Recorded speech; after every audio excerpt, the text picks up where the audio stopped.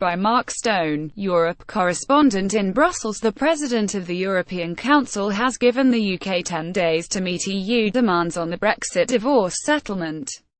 After an hour-long private meeting with Theresa May in Brussels, Donald Tusk said he would not be able to allow the Brexit negotiations to move to the crucial trade and transition phase unless the UK meets his deadline. In the clearest signal yet that the EU side sees itself as the driver in the Brexit negotiations, Mr. Tusk said sufficient progress in Brexit talks at December European Council summit is possible, but still a huge challenge. We need to see progress from UK within 10 days on all issues, including on Ireland. Image. Donald Tusk has given the UK 10 days to show progress towards Brexit. An EU source, who was at the meeting, added Prime Minister May agreed to this timeframe.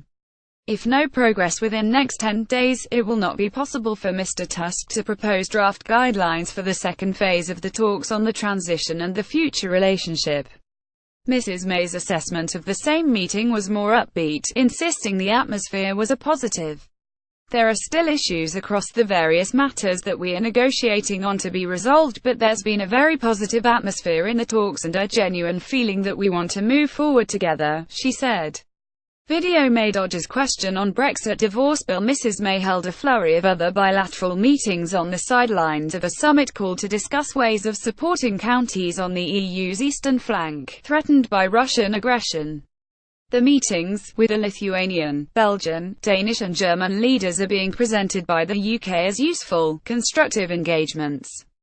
A Belgian government source told Sky News that Mrs. May and Belgian PM Charles Michel had very comprehensive discussions about how to progress on all the Brexit divorce issues. Belgium is among a group of EU states with a huge trade relationship with the UK and therefore keen on a good trade deal. Video. PM. We will honour our commitment to the EU. The meeting with the German Chancellor Angela Merkel was hastily organised, an unimportant moment of engagement. Very constructive, a Downing Street source said. Mrs. Merkel is a key EU player which the UK wants on side.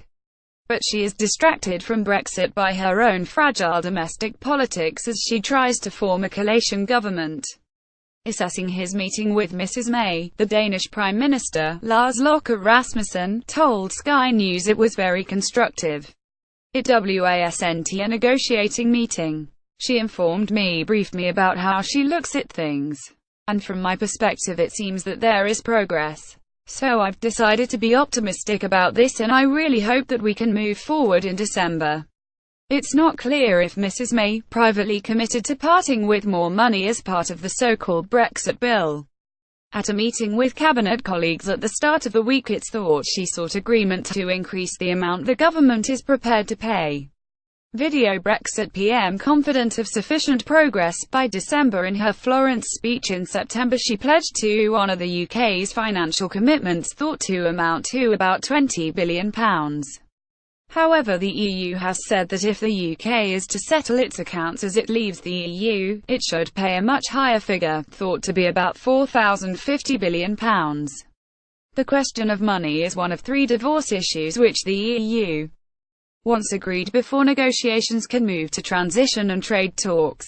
On the second issue, citizens' rights, there remain disagreements over the role of the European Court of Justice. But it is the third divorce issue, the Irish border question, which is now proving to be the most intractable. The Irish government says talks cannot move to phase 2 until the UK gives Dublin a written and tangible assurance that there will be no hard border between Northern Ireland and the Republic or Ireland after Brexit. Video. A way to solve the Irish border question. The British government has been unable to do this because, by insisting that the UK is leaving the single market and customs union, a physical border of some form appears inevitable. Asked by Sky News if his country would be willing and able to veto talks moving to the trade phase, and if he has the support of the rest of the EU, the Irish Foreign Minister, Simon Coveney, was firm. Yes, absolutely, and we have seen no suggestion of other countries moving away from the position of solidarity. We want to work with Britain. We want to be fair but firm in protecting what are really important Irish issues for the future, and I think the British government understand that now.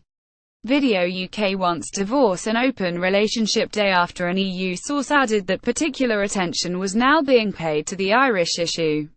The UK will need to give credible assurances as to how to avoid a hard border before the 4th of December, as it is still unclear how this can be done, the EU source said.